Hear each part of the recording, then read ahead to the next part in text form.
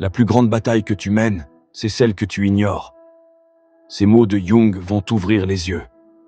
Carl Jung n'était pas qu'un psychanalyste, c'était un éclaireur de l'âme. Voici quelques-unes de ses pensées les plus puissantes. Laisse-les te traverser et voir ce qu'elles éveillent en toi.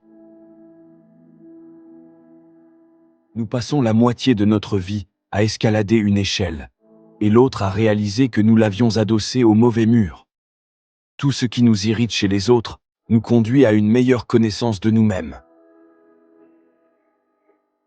Ce qu'on ne veut pas savoir de soi-même finit par arriver de l'extérieur, comme un destin. La rencontre de deux personnalités est comme le contact de deux substances chimiques. S'il se produit une réaction, les deux sont transformés. Ce à quoi vous résistez persiste.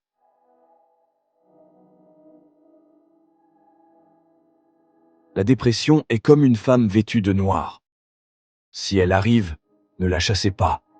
Invitez-la à votre table comme s'il s'agissait d'une convive, et écoutez ce qu'elle a à vous dire.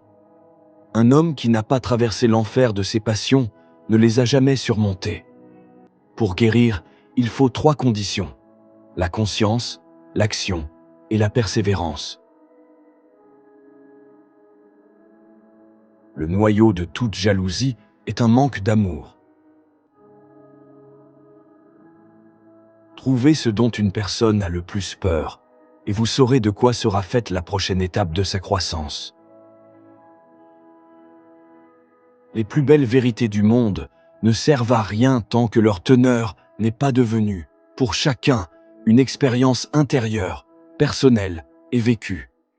La plus petite chose dotée de sens a plus de valeur dans une vie que la plus grande si elle en est dénuée. Les enfants sont éduqués par ce que l'adulte est, non par ses bavardages. Le rêve est la petite porte cachée dans le sanctuaire le plus profond et le plus intime de l'âme, qui s'ouvre à cette nuit cosmique primordiale où l'âme était encore entière, avant qu'elle ne devienne un esprit conscient. Si l'on ne comprend pas une personne, on a tendance à la considérer comme un imbécile. En se confrontant à l'inconscient, le moi se transforme. La vie non vécue est une maladie dont on peut mourir. Réfléchir, c'est difficile. C'est pourquoi la plupart des gens préfèrent juger. Connaître la face obscure de sa propre âme est la meilleure préparation possible pour savoir comment se comporter face à l'obscurité chez les autres. Les gens pourraient apprendre de leurs erreurs s'ils n'étaient pas si occupés à les nier. Les crises, les bouleversements et la maladie ne surgissent pas par hasard. Ils nous servent d'indicateurs pour rectifier une trajectoire, explorer de nouvelles directions et expérimenter notre chemin de vie. La solitude ne vient pas de l'absence de gens autour de nous, mais de notre incapacité à communiquer les choses qui nous semblent importantes. Ceux qui n'apprennent rien des faits désagréables de leur vie forcent la conscience cosmique à les reproduire autant de fois que nécessaire, jusqu'à ce qu'ils comprennent. Ce que tu nies te soumet. Ce que tu acceptes, tu le transformes.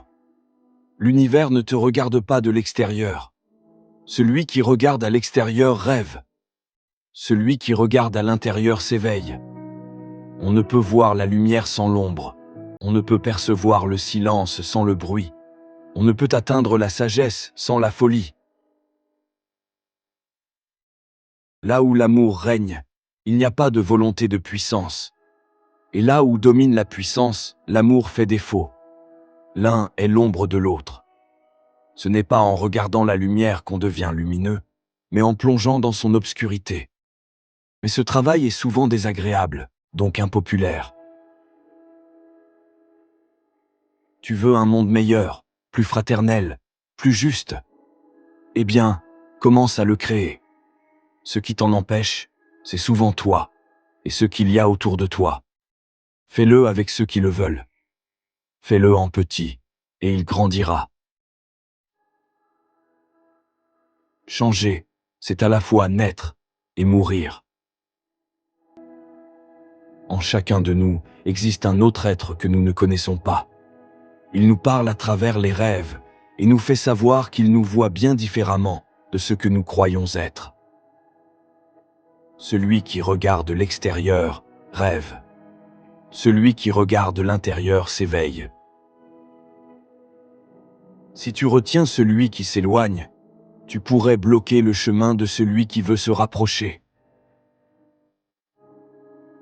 L'humanité souffre d'une immense carence introspective. Soyez ce que vous avez toujours été. Et puis, qui donc, de nos jours, peut dire avec certitude qu'il n'est pas névrosé? La masse, en tant que telle, est toujours anonyme et irresponsable. Ce qu'on appelle la vie n'est qu'un bref épisode entre deux grands mystères qui n'en forment en réalité qu'un seul. L'État s'est mis à la place de Dieu. C'est pourquoi, dans cette optique, les dictatures socialistes sont devenues des religions. Et l'esclavage d'État, un genre de culte divin. Rien n'influence plus un individu que son environnement psychologique. Et particulièrement dans le cas des enfants, la vie que leurs parents auraient voulu vivre. L'amour rend aveugle, le mariage rend la vue, et le divorce vide les poches. La psychanalyse s'arrête quand le patient est ruiné. Les mots de Jung ne sont pas là pour flatter, ils sont là pour secouer, pour réveiller, pour transformer. Parce que la vraie guérison, le vrai changement, ne commence pas à l'extérieur. Il commence là où peu de gens osent aller, en soi-même. Chaque peur que tu ignores, chaque blessure que tu caches, chaque émotion que tu refoules, tout cela façonne ta vie, même en silence. Mais quand tu regardes en toi avec honnêteté, même ce qui fait peur devient lumière. Tu ne peux pas toujours contrôler ce qui t'arrive, mais tu peux choisir comment tu y réponds. Tu peux décider d'apprendre, d'avancer, de te comprendre. Carl Jung nous enseigne que nos ombres ne sont pas nos ennemis, elles sont des messagers, des ponts vers ce que nous avons oublié de nous-mêmes. Alors, si tu veux vivre pleinement, cesse de fuir ce que tu ressens. Écoute, ressens, accepte et transforme. Parce que c'est là que commence la vraie liberté.